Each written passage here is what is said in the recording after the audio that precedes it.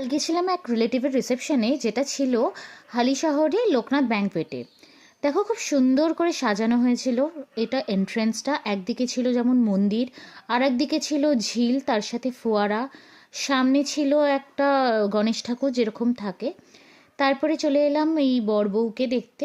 তারপরেই চলে গেছিলাম আমরা স্টলে খেতে। স্টলে ছিল ফুচকা, কফি, ভেজ বল, দু রকমের কাবাব। তো এইগুলো ছিল স্টলে। তারপরে আমরা মেন কোর্সে চলে গেছিলাম, যেহেতু একটু লেট হয়ে গেছিলো। মেন কোর্সে আমাদের খাবারে ছিল হচ্ছে চিকেন তন্দুরি, পনির পাসিন্দা, পিস কচুরি, তার সাথে চানা, কিমা চানা, তার ছিল রাইস, চিংড়ি মাছের মালাইকারি, তারপরে সবার favourite mutton biryani with chicken চাপ।